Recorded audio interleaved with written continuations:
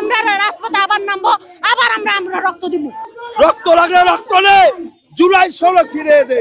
আমাদের সকলে মাঠে থাকতে হবে, আমাদের মাঠে থাকতে হবে সকলে নামুন, আপনারা নামিয়ে ওখানে যান।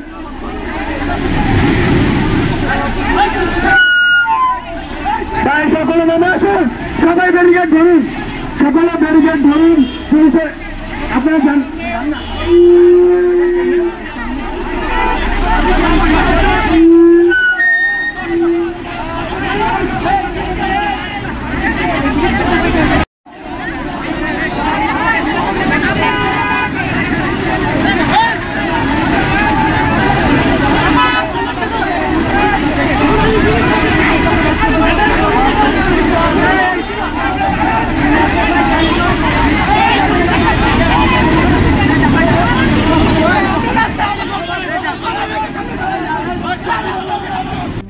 RICL TMX, যুগের পর যুগ স্থাপনা থাকে মজবুত।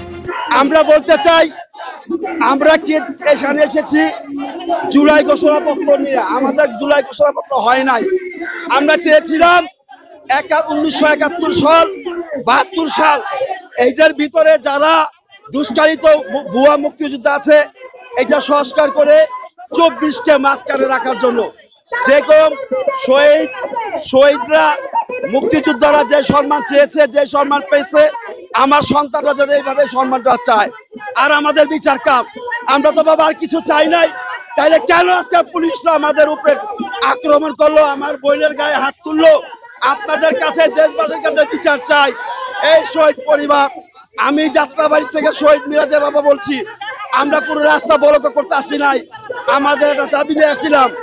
এই পুলিশ এখনো বলে সাহস কই পায়, এই ফ্যাসিবাদী দূর হয় নাই বাবা।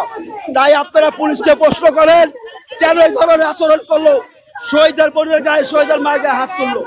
আপনারা প্রশ্ন করেন তাকে এই সাহস কই পাইলো। আমি শহীদের মিরাজের বাবা, আমরা রাজপথে, আমার সন্তানরা জীবন দিয়ে গেছে, আমরা অভিভাবকরা মাথায় কাপড় বেঁধে এই সচিবালয়ের মাঠে আমরা থাকবো। কত লোক বাড়তে পারে আমরা দেখবো। রক্ত লাগলে রক্ত নেই, জুলাই 16 ফিরে দে। রক্ত লাগলে রক্ত নেই, জুলাই 16 ফিরে দে। রাস্তায় রাজপথে গুলি করে হত্যা করছে। এই পুলিশ এখনো জুলুম ছাড়ে নাই, অন্যায় করার ছাড়ে নাই, এখনো অন্যায় করতেছে, এখনো অপরাধ করতেছে। আমরা আসছি এখানে কেন আমাদের লাঠিচার্জ করা হবে? কেন লাঠিচার্জ করলো পুলিশ? পুলিশ শহীদ ফ্যামিলিকে কি সম্মান দিল? আজকে দেশ স্বাধীনের ভিতরে আমার ছেলেরা রক্ত দিয়ে দেশ স্বাধীন করে দিয়ে গেছে, স্বৈরাচার মুক্ত করছে। এখন কেন আমরা এই দেশ স্বাধীনের আমাদের ছেলের বিচার পাবো না, আর বিচার চাইতে পারবো না? বিচার চাইতে এই পুলিশ বাহিনী আমাদের বাধা দেয়, কেন বাধা দিব? ওদের বিচার চাই। আর কেন ওরা আমাদের উপরে হামলা করলো, এরও বিচার চাই। যদি বিচার না হয়, আমি এক শহীদের মা হইয়া আমরা আবার রাজপথে নামবো। আমাদের ছেলেরা রক্ত দিছে, লাগলে আমরা রক্ত দিব। এটা পুলিশ বাহিনী দিছে। আসিফ নজরুল ওইখান থেকে বলতেছে আমাদের কোনো শান্তিপূর্ণ ভাবে কোনো কর্মসূচি করতে দিতেছে না। পুলিশ বাহিনী পাঠাইছে আমাদের বাধা দেওয়ার জন্য, আমাদের লাঠিচার্জ করার জন্য। এটা আজকে কেন আমাদের উপরে হামলা হইলো, কেন আমাদের এখানে এটার বিচার চাই। আমরা রাজপথে আবার নামবো, আবার আমরা রক্ত দিব। আমাদের কোনো রক্ত দেওয়া শেষ হয় নাই, এখনো বাকি আছে। কি অধিকার নাই? আমরা কি বিচার পাবো না?